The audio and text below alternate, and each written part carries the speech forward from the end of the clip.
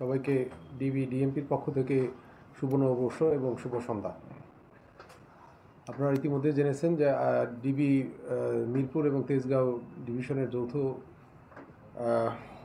অপারেশনে আমরা গতকাল দিবাগত রাত্রে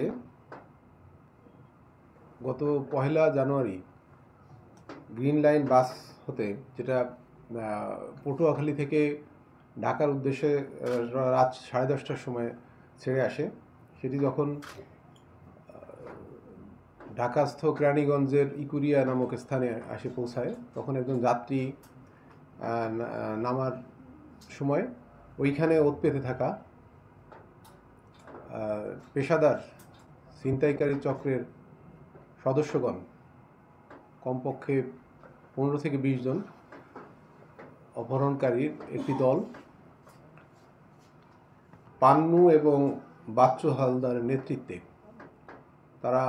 গ্রিন লাইন বাসের গতিরোধ করে এবং তারা জোরপূর্বক গ্রিন লাইন বাসের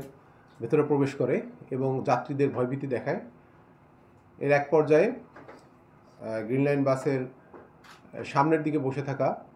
আমাদের আজকের এই ভিকটিম, যিনি পটুয়াখালী জেলা সদর উপজেলার একটি ইউনিয়ন যার নাম 14 নং মৌকরণ ইউনিয়ন এর চেয়ারম্যান জনাব কাজী রাইসুল ইসলাম সেলিম, তিনি বসা ছিলেন। তাকে ওই পেশাদার অপহরণকারী চক্রের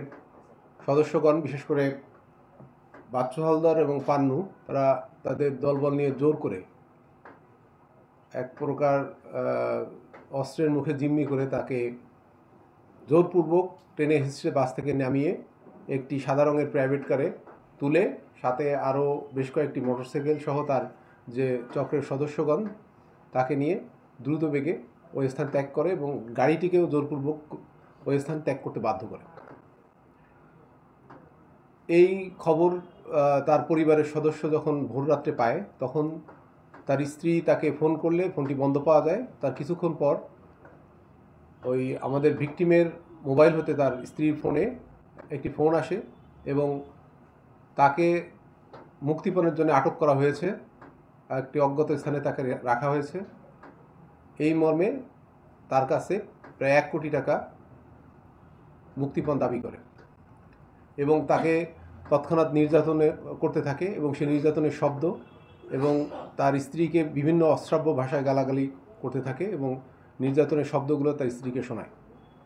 এবং তাকে দ্রুত টাকা দেওয়ার জন্য চাপ প্রয়োগ করতে থাকে।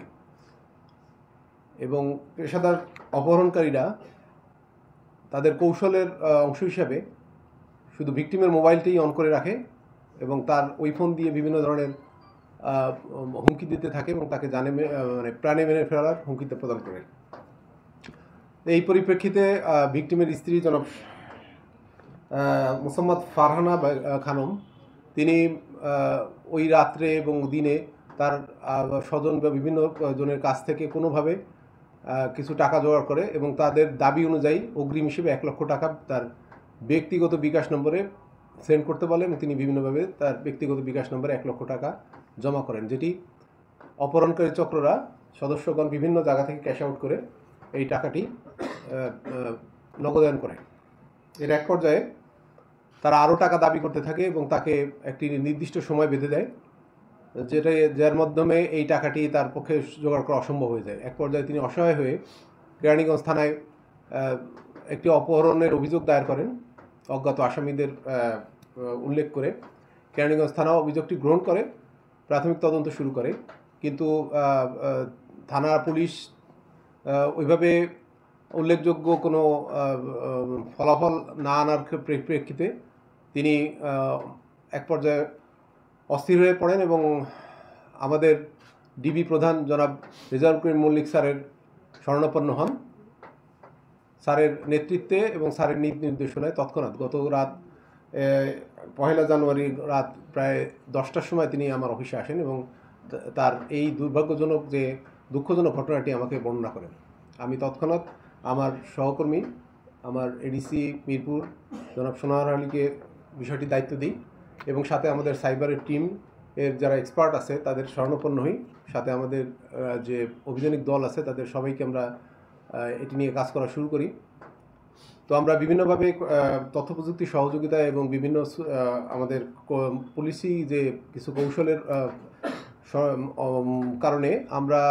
কিছু ক্লু পাই এবং ক্লুর মাধ্যমে আমরা জানতে পারি যে অপহরণকারী সদস্যগণ এবং অপহরণকারী যে চক্রের যিনি প্রধান, তিনি ঢাকাস্থ কেরানীগঞ্জের ধলেশ্বর দক্ষিণ পাড়া এমন নামক স্থানে আত্মগোপন করে আছে এবং ভিকটিমের সম্ভাব্য স্থান ধলেশ্বর পাড়ায় আছে। আমরা